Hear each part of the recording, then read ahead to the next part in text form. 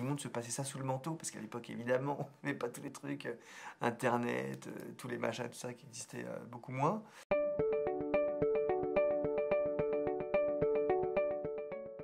En 94, j'avais 19 ans. Je te remercie de me vieillir comme ça. Écoute, j'étais complètement hétéro hein, à cette époque. J'étais avec une fille depuis quelques années déjà. Voilà, j'étais pilote de voiture et en même temps j'étais en prépa mathématiques supérieure. Voilà, j'étais toujours très très fan de Michael Jackson, très très fan de jeux vidéo, très très fan de foot toujours, même si je m'étais blessé que j'allais me faire ma carrière de footballeur potentiel. Voilà, j'étais complètement hétéro et je faisais que des trucs d'hétéro d'ailleurs. Ah bah alors attends, parce que moi avant de faire le coming out, il a déjà fallu que je comprenne que j'étais gay, ce qui m'a pris un petit peu de temps. J'avais 25 ans quand j'ai découvert ce que c'était les garçons, j'avais jamais fait avant. Et puis après j'ai fait pendant quelques années quand même les deux en même temps, hein, vraiment pour être vraiment super convaincu. Voilà, et puis après le hasard de la vie fait que voilà, je ne suis plus qu'avec des garçons depuis maintenant, pouf, ça fait un petit peu de temps là. Je vais pas me dire ça, mais ça ne te rajeunit pas. Une quinzaine d'années, ouais.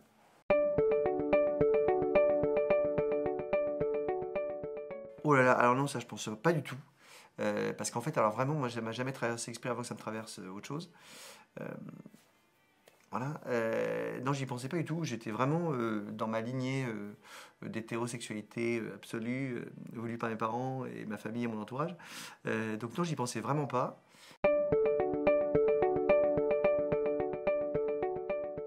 Bah, là, bah, évidemment, évidemment que ça aurait changé les choses, je pense. Et puis c'est peut-être plus facile, paradoxalement, même si ça te remet toute ta vie en question, tout ton chemin que tu as prévu à 25 ans quand ça tombe sur la gueule, c'est peut-être plus facile parce que tu es quand même un peu plus mature, ça pose un peu moins de problèmes, sûrement à la société qu'autour de toi, que quand tu découvres ça quand tu es ado.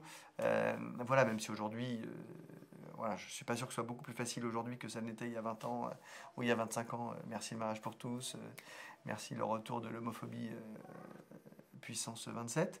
Donc non, je suis pas sûr que ce soit plus facile ou voilà. Mais moi, j'ai pas de regrets et puis quand ça t'arrive quoi.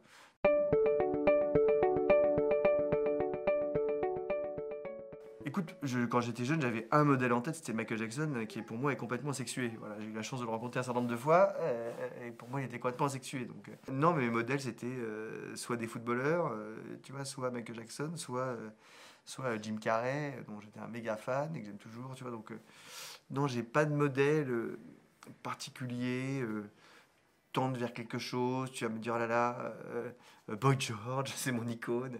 Non, voilà, j'ai pas tout ça, c'est vraiment Michael Jackson. Non, parce que j'essaie toujours de me dire, allez, je suis grand, je vais essayer de résoudre mes problèmes par moi-même, d'avancer moi-même dans le truc. Donc j'ai vécu le truc. Voilà, je me suis dit, mais qu'est-ce qui m'arrive? Euh, voilà, et j'ai essayé d'analyser moi et de comprendre moi, mais j'ai pas regardé de bouquins, tu vois, j'ai pas vu de film, j'ai pas. Voilà, je vis les trucs comme il m'arrive toujours. Et donc, non, je me suis pas tourné. Je pense que tu vois, si ça m'était arrivé, par exemple, quand il y a eu le mariage pour tous et que ça a été un enfer, globalement, et que moi je me suis retrouvé avec des milliers de messages de mômes qui m'écrivaient parce que leurs parents défilaient, qu'ils n'osaient pas leur dire qu'ils étaient homo, machin et tout. Je pense que si ça avait été à cette époque-là, oulala, ça aurait peut-être été un peu compliqué. Si j'avais eu leur âge à ce moment-là, ça aurait été dur. Bon, encore une fois, j'étais un petit peu mature et donc ça allait. Mais je, je suis très content que SOS Homophobie existe et qu'on puisse aujourd'hui appeler, enfin depuis 25 ans, appeler, si tu veux, quand on a un souci, parce qu'il y a bah, quand c'est plus jeune, c'est forcément moins facile que quand ça t'arrive à mon âge. Et je pense que tu peux être complètement paumé, quoi, et te dire qu'est-ce qui m'arrive, mais pourquoi j'ai mes garçons, oh là là, au secours, tout le monde dit que c'est pas normal. Donc c'est formidable que vous existiez, de même que des trucs comme le refuge, tu vois, voilà. C'est, non, ça c'est génial.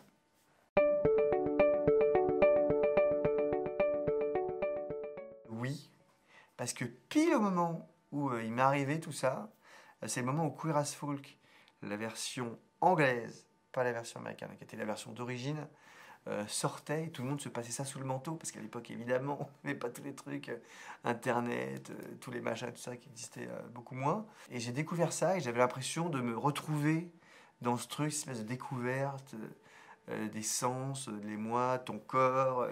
Voilà, donc si je devais retenir une série, c'est vraiment celle-là.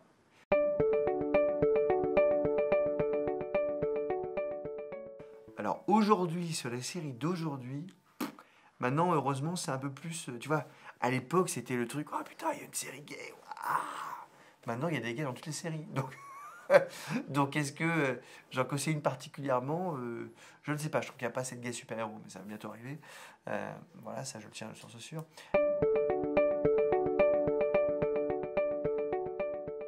Écoute, alors les ados d'aujourd'hui, écoutez, si vous vous réveillez un matin et que vous dites, mon Dieu, je suis pédé. Bon, bah c'est pas grave. Voilà. Il y a bien plus grave dans la vie, c'est même plutôt bien. Voilà, faut se découvrir soi et s'assumer et vivre ce qu'on a à vivre. On vit qu'une fois, comme je dis toujours. Allez voir SOS Homophobie si vous avez des problèmes. Voilà, parlez-nous aux personnes un peu publiques qui assumons. Parce que voilà, moi j'essaie de répondre à tout le monde. Bon, c'est pas facile, hein, mais j'essaie de répondre à tout le monde sur les Facebook et Instagram quand on m'écrit pour essayer d'encourager les gens. Voilà, mais c'est possible d'être heureux.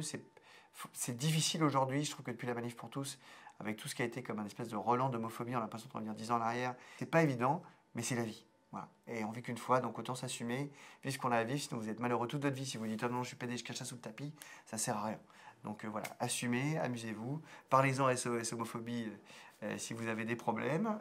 Il y en a partout, mais on essaie de les résoudre tous autant qu'on est à notre échelle un petit peu. Et voilà, vivez et soyez heureux. C'est quand même pas mal, non?